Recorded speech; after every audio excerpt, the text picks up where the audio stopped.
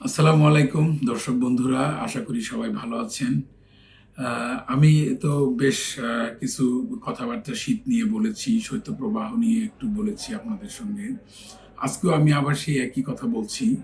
ঠান্ডা কাশি এবং অ্যান্টিবায়োটিক, এটা নিয়ে আমি আজকে একটু জাস্ট আলোকপাত করতে চাই। ঠান্ডা কাশি হলেই যে অ্যান্টিবায়োটিক খেতে হবে এমন কোনো কথা কিন্তু আসলে নাই। তার কারণ হলো, ঠান্ডা কাশির কথাটা আমি বারবার আপনাদের সামনে তুলে ধরার চেষ্টা করেছি। এই সময়টাতে একটু ফ্লু হয়, ভাইরাল ইনফেকশন হয়। সেটা ফ্লু ভাইরাস দিয়েও হতে পারে বা অন্য কোনো ভাইরাস দিয়েও হতে পারে, আবার ব্যাকটেরিয়া দিয়েও হতে পারে। তাহলে আমরা সাধারণত অ্যান্টিবায়োটিকগুলো কখন নিয়ে থাকি? যদি আমরা শিওর হই যে আমাদের এই ইনফেকশনটা ব্যাকটেরিয়া দ্বারা ইনফেকশন হয়েছে, তখনই আমরা অ্যান্টিবায়োটিকের কথা বলি।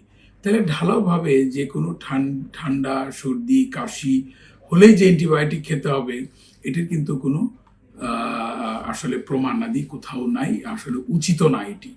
কারণ আমরা যদি কথায় কথায় অ্যান্টিবায়োটিক ইউজ করি, তাহলে কি হবে? অ্যান্টিবায়োটিকটা রেজিস্ট্যান্স হয়ে যাবে এবং এই অ্যান্টিবায়োটিক রেজিস্ট্যান্স ভবিষ্যতের জন্য একটি মারাত্মক ক্ষতির সম্মুখীন হব আমরা। তার কারণ কিছুদিন পরে দেখা যাবে যে আর কোনো অ্যান্টিবায়োটিকই আমাদের কোনো ইনফেকশনে কাজ করছে না।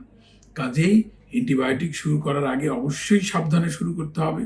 যেমন ধরেন, আমি কাশতেছি, আমার একটু ঠান্ডা লাগলো, 10 দিন ধরে 15 দিন ধরে কাশি হচ্ছে, কিন্তু জ্বর নাই। এই যে কাশিটা হচ্ছে, এই মুহূর্তে এখন ঢাকা শহর বা আমাদের বাংলাদেশের যে আমরা যদি আবহাওয়ার কথাটা দেখি, আবহাওয়া দূষণটার কথা চিন্তা করি, মাত্রাটা যদি দেখি, অনেক অতি উচ্চ মাত্রায় আসলে আবহাওয়ার দূষণ বর্তমানে বিদ্যমান। এই বায়ু দূষণের এই অবস্থাতে একটু ঠান্ডা, কাশি, সর্দি এগুলো হওয়া অত্যন্ত স্বাভাবিক। তার মানে এই না যে আমি সঙ্গে সঙ্গে অ্যান্টিবায়োটিক খেয়ে ফেলবো। যেমন আসে আমাদের কাছে, বলে যে আমার তো একজন ভাই আছে ডাক্তার, সে আমাকে এই অ্যান্টিবায়োটিকটা দিল। উনি একটা অ্যান্টিবায়োটিক নাম বললেন, বলে যে এটা খেয়ে আসলাম। তারপরে আরেকজনের কাছে গেলাম, উনি আমাকে যেহেতু একটা খেয়ে ফেলছে আরেকটা অ্যান্টিবায়োটিক দিল, লিভোফ্লক্সাসিন, অ্যাজিথ্রোমাইসিন, সেফোরক্সিন। এরকম করতে করতে 3টা 4টা অ্যান্টিবায়োটিক খেয়ে ফেললো, কিন্তু কাশির কোনো চেঞ্জই হচ্ছে না।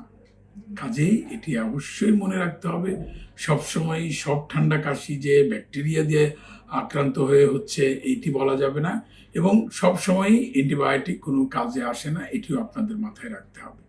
তাহলে কি হচ্ছে এই কাশিটি? কেন এই কাশিটি হলো? একটি অ্যালার্জিক কাশি, একটা ইরিটেশন হচ্ছে আপনাদের যে ব্রঙ্কিয়াল ট্রি আছে যেটি, সেটার মধ্যে একটু ইরিটেশন হওয়ার কারণে এই কাশিটি হয়ে থাকে।